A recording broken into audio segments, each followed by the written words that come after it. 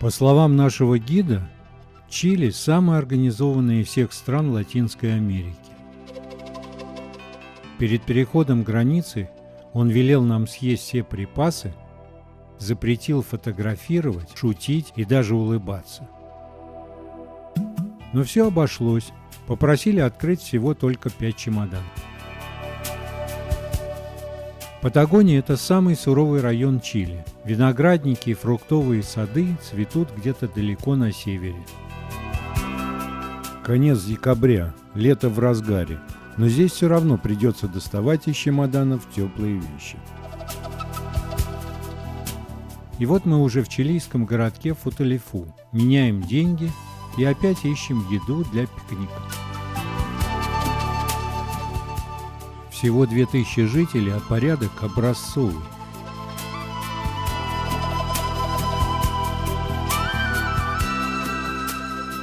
Сегодня у нас пикник на берегу реки Футалифу.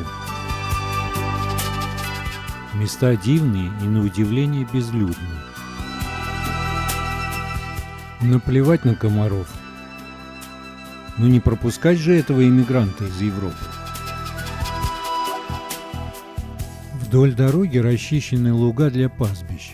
Здесь тоже образцовый порядок. Едем по знаменитой дороге номер 7, Карретера Астрал.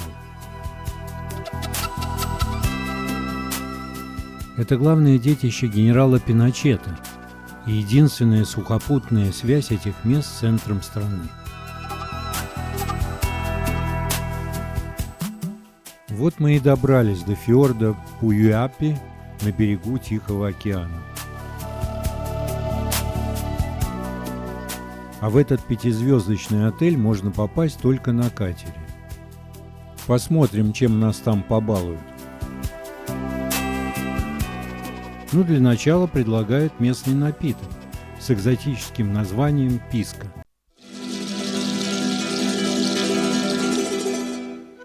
Впервые за всю поездку нас не разбудили в 6 утра.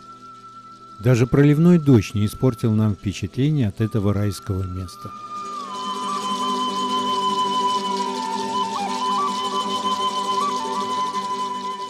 Этот лопух называется здесь зонтик для нищих. Мы бы не отказались провести здесь еще пару дней, но труба, точнее наш гид, зовет в путь. На пути в каяке заезжаем в парк Кюлат, самое дождливое место в Чили. Здесь выпадает до 4 метров осадков в год. А ландыши растут тут на деревьях. Это крупнейший в мире висячий ледник.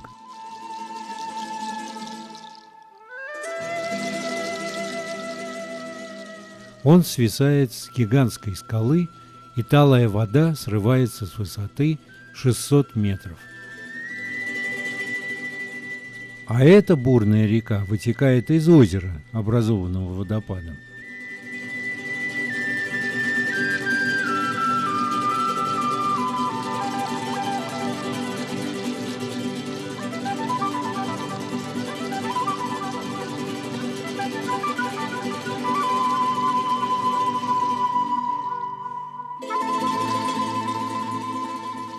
Пошел сильный дождь, пикник пришлось организовывать под навесом.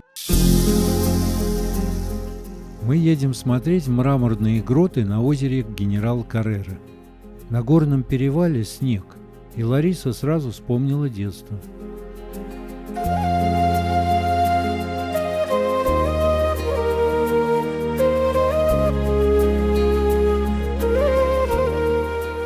Проезжаем виллу Сьерра-Кастия. Всего 300 жителей. Раз в году здесь закатывают бал на 6000 гостей. А главное угощение – осада. Это мясо, которое готовят на вертикальном вертеле. Настоящих гаучо удалось заснять только через грязное стекло автобуса.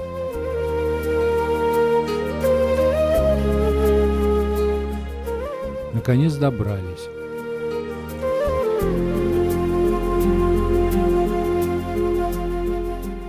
поплыли, а здесь слова излишни.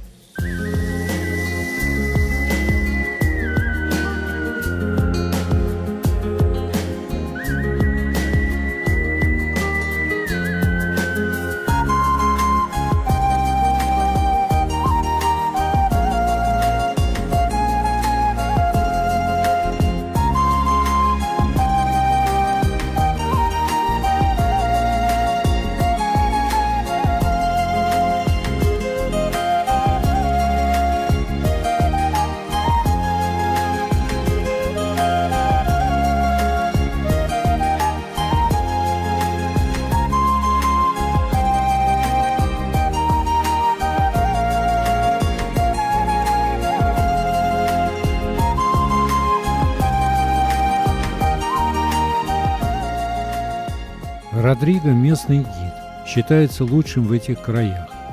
Hello, my name is Rodrigo and I was born here in Patagonia. I am a Patagon. Я помогаю людям из разных стран понять, как и почему мы живем на этой прекрасной земле. Едем дальше. Национальный парк Торрес-дель-Пайна.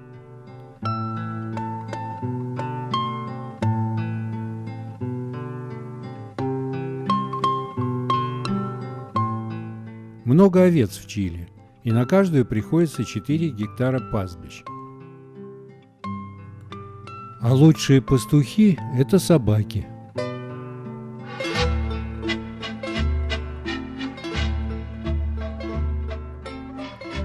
Эти грациозные создания – куанака. Жизнь их не так безмятежна, как может показаться.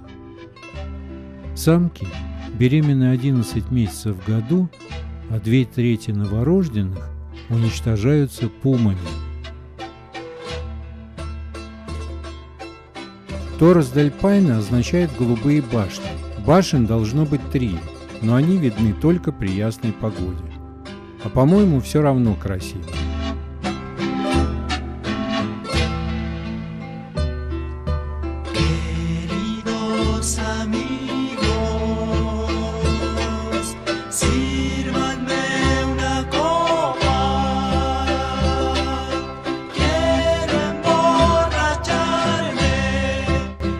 Чтобы обойти весь заповедник, потребуется недели 2.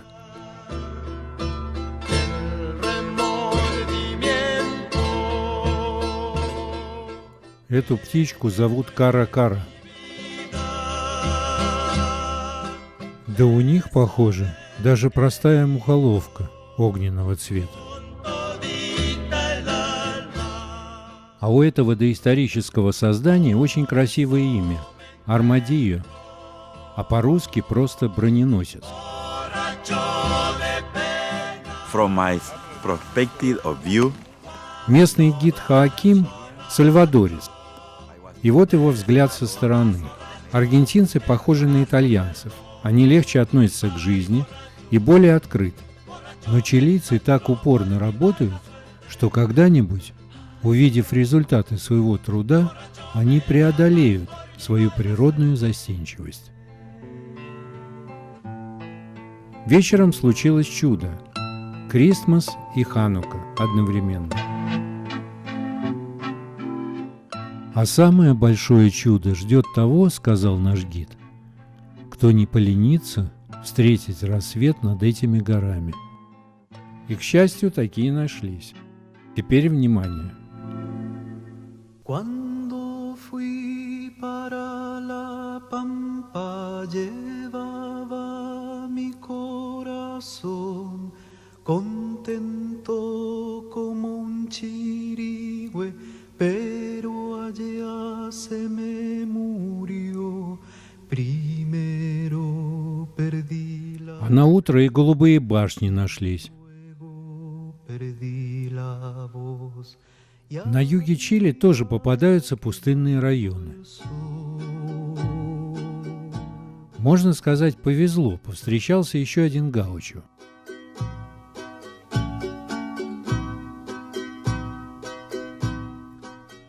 На ночлег заворачиваем в маленький городок Пуэрто-Наталес, затерянный среди тихоокеанских фьордов. De su hábitat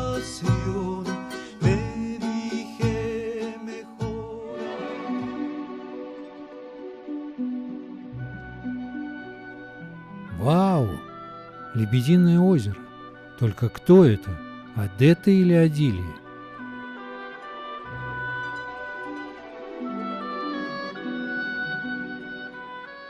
Холодновато, градусов 10 не больше. А внутри тепло и уютно. Сегодня 2 дня рождения. У Ларисы и у Хоакима.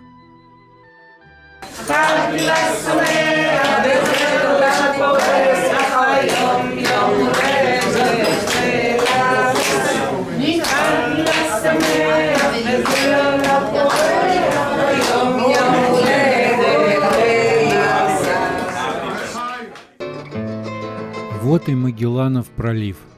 Самая южная точка нашего маршрута.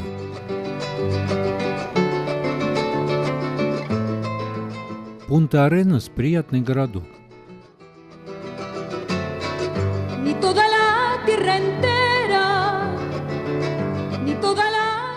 Собор, ратуша,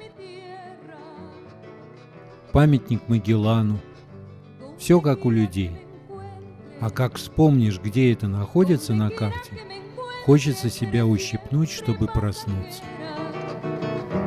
Mi trabajo cotidiano, mis estrellas, mis ventanas se convirtieron cenizas de la noche a la mañana.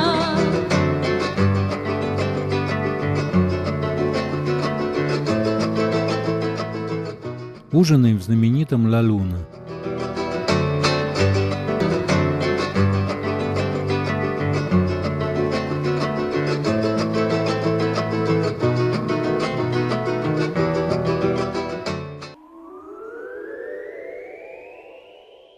А теперь мы отправляемся на встречу с пингвинами на остров Магдалена.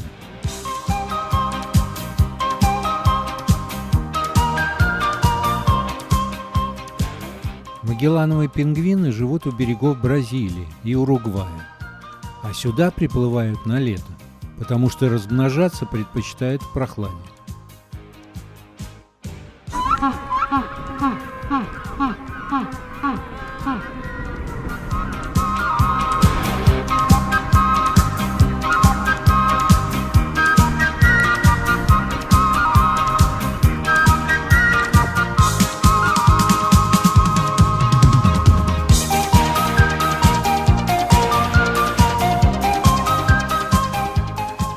Погладить морских львов нам не дали.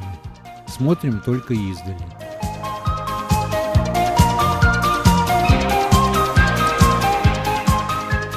Согласитесь, что проспать восход солнца над Магеллановым проливом и огненной землей было бы очень обидно.